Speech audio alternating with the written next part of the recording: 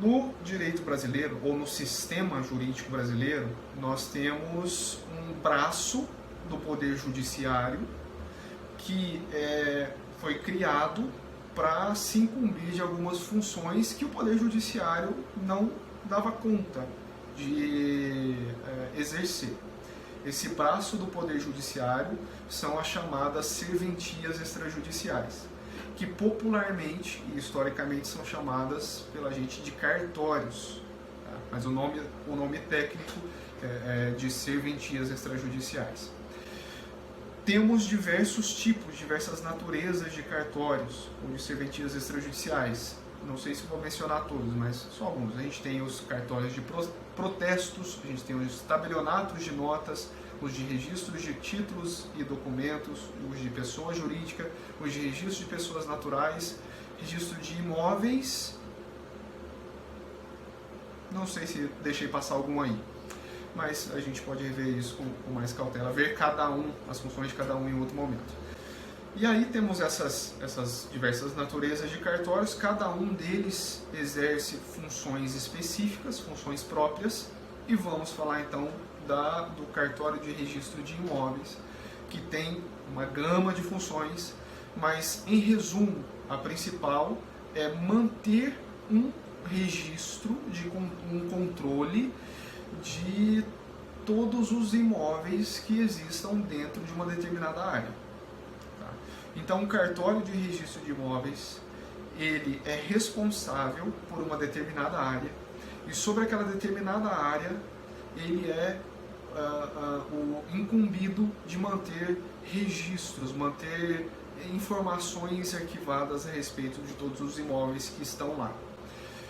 Como ele faz isso? De uma maneira muito superficial, gente. Tem muita coisa por trás aí, muitos detalhes que a gente bate o papo em outro momento também. De uma forma muito superficial, o cartório, ele tem lá dentro fichas. Cada imóvel recebe uma ficha. Essa ficha tem o nome de matrícula. Então, cada matrícula, ela tem um imóvel como objeto. E nessa matrícula de cada imóvel são lançadas, são escritas, são registradas as informações e características a respeito do imóvel. Vamos supor, um terreno, medidas, confrontações, número de inscrição na prefeitura, tá? Uma casa, também, eventualmente, qualquer medida da construção, medida do terreno, quantos pavimentos tem, esse tipo de coisa. Além das informações do imóvel. E quando falamos sobre informações do imóvel, a terminologia técnica no direito imobiliário para tratar das características do imóvel é chamada, a terminologia para essa gama de informações é qualificação objetiva. Então, a qualificação objetiva diz respeito à gama de informações relativas às características do imóvel, características do bem. Tá? Outras informações que são lançadas nessa matrícula são aquelas referentes às pessoas que têm direitos quanto àquele imóvel. Então, lá vai ter o nome, a qualificação completa, GCPF de quem é proprietário, de quem eventualmente é um usufrutuário, de quem eventualmente é o inquilino que registrou lá o seu contrato de locação naquela ficha, né, registrou a cláusula de vigência. E a essa gama de informações quanto às pessoas se dá o nome, a terminologia técnica é de qualificação subjetiva. Ok? Então, em resumo, a matrícula do imóvel fica arquivada lá no cartório de registro de imóveis e nela são lançadas todas as informações quanto ao imóvel e quanto às pessoas. Terceira natureza de informações que são registradas, que são lançadas, na verdade, nessa matrícula, são todas as transações que tem com relação a esse imóvel. Naquele exemplo em que eu vendo o meu imóvel, eu o faço por meio de um documento que é feito por outro cartório, que é o tabelionato de notas. Vamos, por exemplo prático. Eu tenho um imóvel, está lá o meu nome na matrícula como proprietário. Só que eu vendo para o Cássio. Como que eu faço isso? Vou lá no tabelionato de notas e nós dois assinamos uma escritura de venda e compra. A partir do momento que a gente assina a escritura lá, ele comprador, Cássio, pega a escritura, leva lá no cartório de registro de imóveis e o oficial vai pegar essa escritura e vai registrar na matrícula do imóvel. A partir do momento que registrar essa escritura na matrícula do imóvel, o Cássio se torna proprietário. Certo? E vai ficar registrado lá, então, uma venda e compra por meio de uma escritura. Outro exemplo é o que a Larissa tratou. Eu, proprietário, agora aluguei o meu imóvel para o Cássio. A gente assinou um contrato de locação e que tinha lá uma cláusula de vigência. O Cássio pega esse contrato, leva no cartório de registro de imóveis e fala para o oficial registrar lá a cláusula de vigência.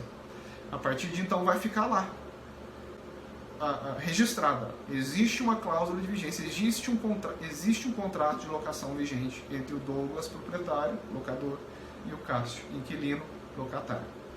Muito bem. Todos esses lançamentos que são feitos na matrícula do imóvel, eles são feitos por ato. Vai lá e pratica um ato.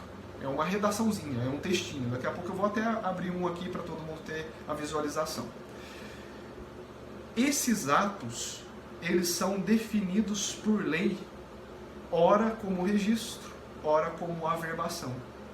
Então a lei determina que alguns atos têm que ser registrados, outros atos têm que ser averbados. Quando é um, quando é outro? Quando a lei determina. Por quê? Porque em um primeiro momento, lá em 73, quando houve uma transição de regime de registro imobiliário no Brasil, e foi editada a Lei de Registros Públicos, que é a Lei 6.015 de 73, e aí o legislador fez o quê? Ele colocou no primeiro artigo assim: são atos passíveis de registro na matrícula do imóvel. Elencou uma lista. São atos, no outro artigo, são atos passíveis de averbação na matrícula de imóveis. Fez uma lista. Até aí estava bonito. Tinha uma lógica.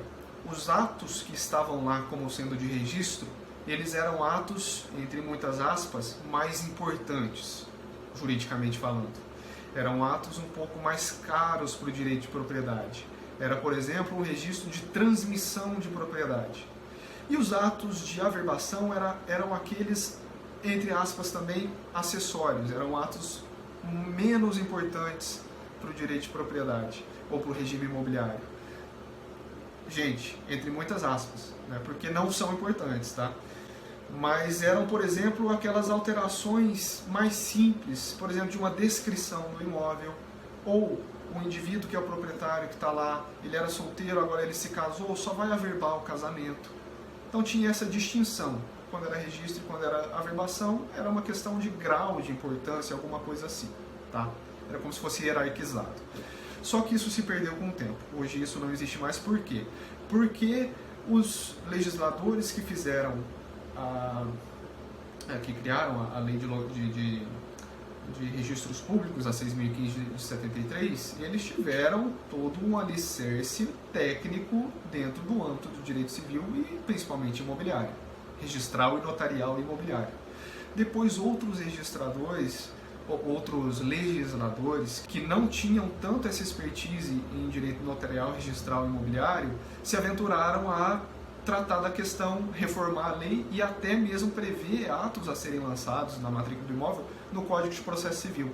E aí virou uma bagunça, porque, por exemplo, vou dar um exemplo para vocês de duas medidas que se tem para pegar um imóvel de um devedor numa ação judicial. O primeiro é o que a gente conhece como o arresto. O arresto é uma medida preparatória. É assim, juiz, coloca lá na matrícula do imóvel que estamos arrestando esse imóvel do devedor para depois, lá na frente, converter isso numa medida constritiva que é a penhora. Beleza? Beleza. Aí, só o arresto é uma medida preparatória e depois converte ou não na medida constritiva que é a penhora. E temos a medida constritiva que é a penhora. É uma medida mais grave, já é constritiva.